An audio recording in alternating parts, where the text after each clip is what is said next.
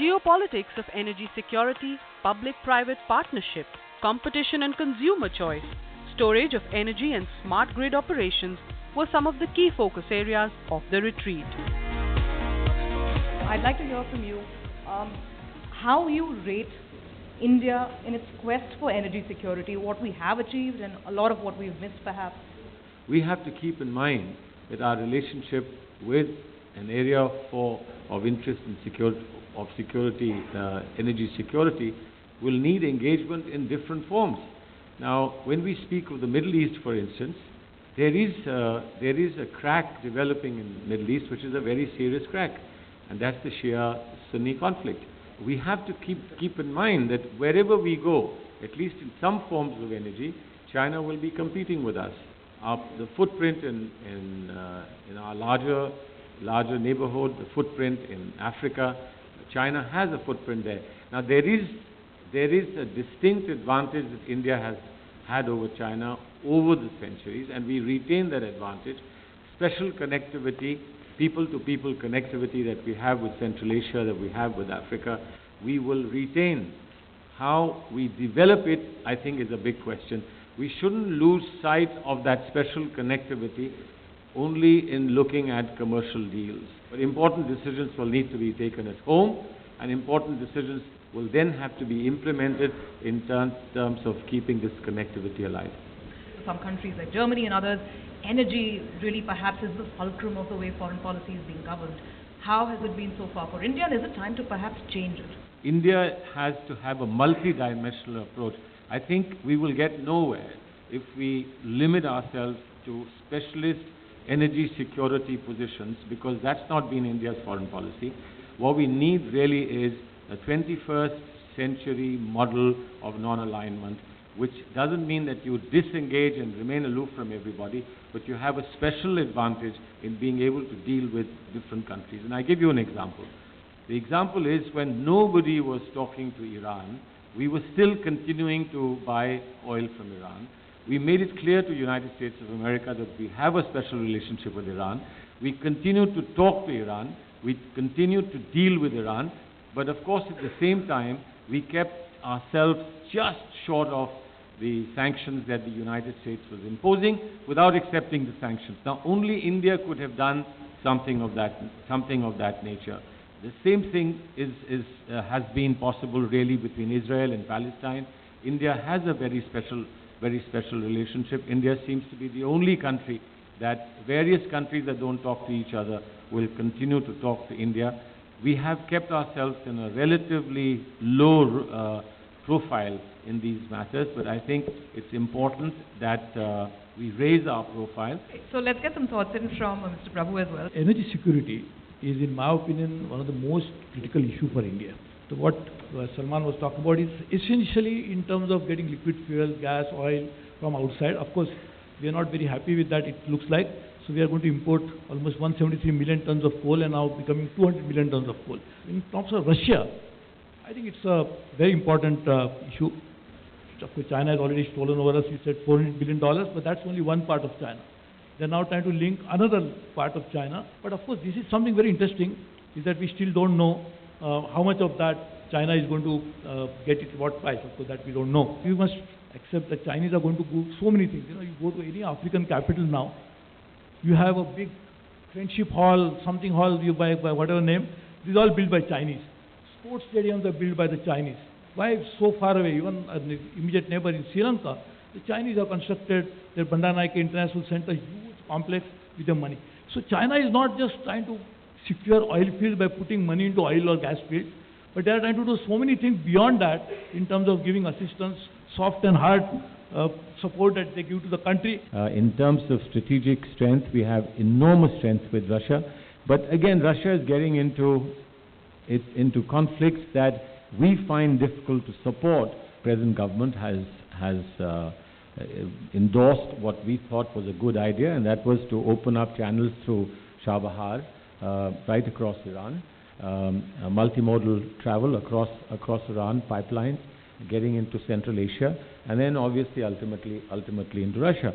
So I think the potential there is wonderful, and then we must keep it in mind that if somebody else doesn't buy from Russia, Russia needs a customer to sell its power to. We had a model for a long time where we thought that we have a centralized generation, then transmitted generally, and then distributed locally. I think we really look at this whole model itself by saying, is it not possible that we could have a distributed generation? So I think if you can change this model and try to bring in distributed generation in a significant way, that could actually reduce this energy poverty. So we'll be able to then provide electricity to a large number of people in the shortest possible time, and also in terms of using that sources of energy which are locally available. It is not that coal is available in east of India. Therefore, there was a good argument, and even continues to be a good argument in my opinion, to have peated power plants. If we do that, that would mean that probably our reliance on the import also will go down, because obviously we need large quantities of import for coal, for example, because we have a 3,000-4,000 coal power plant. So we really need to find out ways of making sure that more coal production will come, more capacity addition could take place through that, and that if Coal India cannot handle a particular amount of quantity beyond that, that's the reason that we should try to bring in more players to work on that. Just coming back for a moment to China. China is looking at India en route to the eastwards corridor, which will not just be for transit, which will not only just be for trade, but will also be for services, and certainly would be for things like an electrical grid and so on. We are already into exporting power to Bangladesh, obviously with intent that we can get something in return. There is just an incurred sort of a proposal for exporting power from Punjab when the power is available, or from Gujarat when power is available into Pakistan. I think it's absolutely important that the government gets proactive. But if the government is going to get proactive, I have a little caveat there. And I hope the CAG and CBI are listening, that they ask questions: why is the government proactive? What is the special interest that the government have to help people in this particular sector, or this particular businessman, or this particular... I think this also needs to be worked out more clearly. I'm not saying that there shouldn't be transparency, accountability, but I think it's important that we build in somewhere the idea of an honest mistake.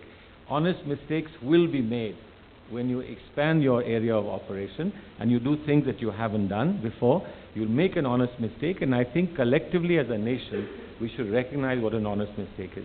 But I think we should have a very consistent, long-term, sustainable policy. This is the only solution in my opinion, because otherwise CAG and all the issues that we keep thinking about will automatically get addressed. So I think we should move towards the system of making policy a domain, a prerogative of the parliament. And therefore I think we really need to codify the roles of all the functionaries who are political functionaries, the ministers or minister of state, or the bureaucrats. There has not been a proper codification and demarcation of roles and responsibilities. One of the things that we haven't done in the country is a serious look at administrative reforms.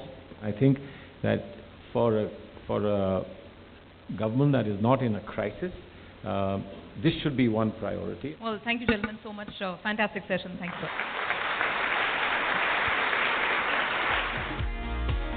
Thanks to its shale revolution, the US is becoming increasingly self-sufficient in energy supplies and could withdraw from the Middle East, which meets bulk of India's energy requirements and where geopolitical volatility is on the rise.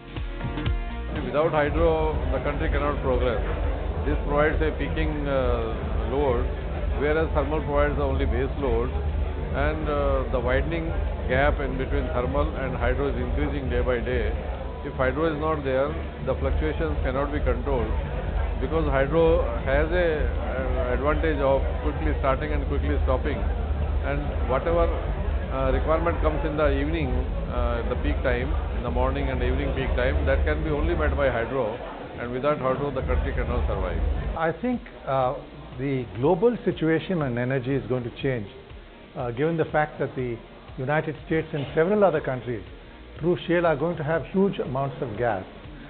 This is going to have a positive impact on us. We must remember that where we get 70% of our oil and gas, which is the Gulf region, there's huge instability. In Iraq, we've seen what's happened, what's happening in Libya.